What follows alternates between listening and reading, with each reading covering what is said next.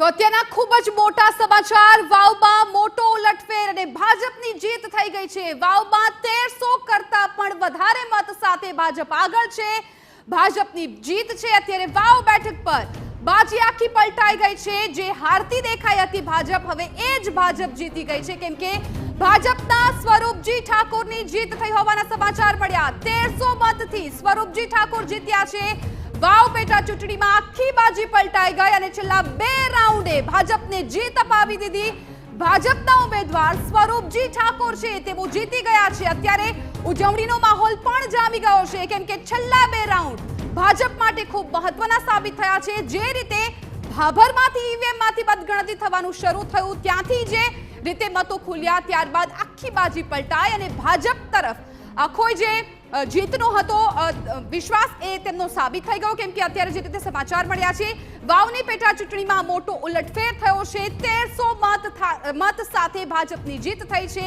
મોટો ઉલટફેર આ જોવા મળ્યો છે। જેમ જેમ રાઉન્ડ બાદ રાઉન્ડ આગળ મતગણતરી થઈ રહી હતી તેમ તેમ કોંગ્રેસની જીત છે દેખાતી હતી, પરંતુ આ છેલ્લા 2 રાઉન્ડ કે જેમણે ભાજપને જીત અપાવી છે, ભાજપના સ્વરૂપજી ઠાકોરની જીત થઈ છે। સ્વરૂપજીએ ગુલાબસિંહને હાર આપી છે।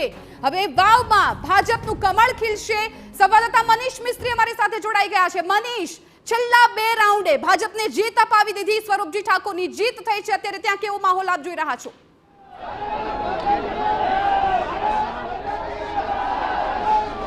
આપને જણાવી દઉં કે જે મતગણતરી કેન્દ્ર છે ત્યાં બહાર લોકોનો એક ઉત્સાહ જોવા મળી રહ્યો છે। નારા લાગી રહ્યા છે, જય શ્રી રામના નારા લાગી રહ્યા છે અને અહીંયા મોટી સંખ્યામાં લોકો, યુવાનો, નાના મોટા સૌ એકત્રિત થઈ ગયા છે।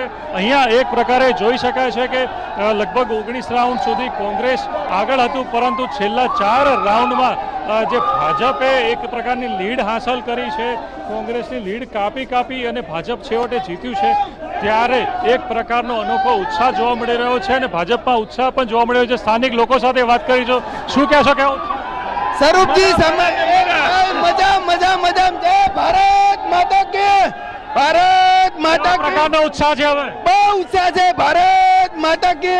આપને દ્રશ્યો પણ બતાવવા માંગીશ કે અહીંયા મતગણતરી કેન્દ્રની બહાર આપ જોઈ શકો છો કે ફૂલહાર લઈ લે અને લોકો અહીંયા પહોંચી ગયા છે।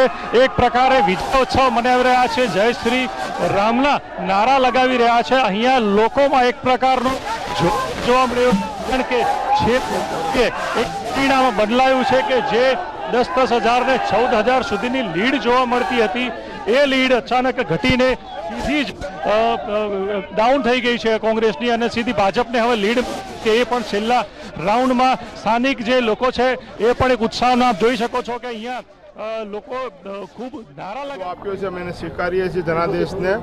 જે પણ અમારી ખામીઓ રહી છે એનું સમીક્ષા કરશું અને આવનારા સમયમાં એ દૂર થાય અને ફરતી વિધાનસભાની અંદર 16 રાઉન્ડ બાદ આ ભાભર જે છે તેમાં આ પ્રકારની અસર જે છે તે જોવા મળી છે। ભાભરે સમર્થન ના મળ્યું, આ બધા આપ્યું છે, લોકોએ ખૂબ સાથ સહકાર આપ્યો છે।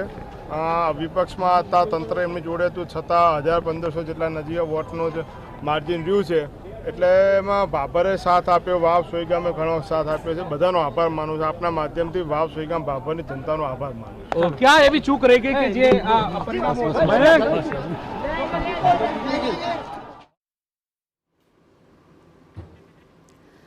તો વાવમાં કોંગ્રેસના ગઢમાં ભાજપે ગાબડું પાડી દીધું છે। સ્વરૂપજી ઠાકોરની આ જીત કે જ્યાં હવે વાવમાં કમળ ખીલી ગયું છે। જે પ્રતિષ્ઠાનો જંગ હતો તે પ્રતિષ્ઠા હવે ભાજપે મેળવી લીધી છે, કેમ કે અત્યાર સુધી જે વાવ ભાજપનો ગઢ કહેવાતો હતો એ ગઢમાં ભાજપે ગાબડું પાડ્યું। ભાજપના સ્વરૂપજી ઠાકોરની આ જીત થઈ છે। 1300 મતથી સ્વરૂપજી ઠાકોર છે જીતી ગયા છે અને અત્યારે ત્યાં મતગણતરીના જે કેન્દ્રો છે એ બહાર આપ જોઈ પણ શકો છો કે લોકોનો કેટલો ઉત્સાહ છે। કાર્યકર્તાઓની ભીડ જામી ગઈ છે અને હવે તેઓ ઉત્સાહના નારા લગાવી રહ્યા છે। ઉજવણીનો માહોલ અત્યારે જામી ગયો છે, કેમ કે વાવ બેઠક હાઈ પ્રોફાઇલ બેઠક કહેવાય છે। ભલે ત્યાં પેટા ચૂંટણી હતી, પરંતુ આ બેઠક ભાજપને જીતવી અને કોંગ્રેસને સાચવી રાખવી ખૂબ જરૂરી હતી, પરંતુ હવે આ બેઠક કોંગ્રેસના હાથમાંથી નીકળી ગઈ છે।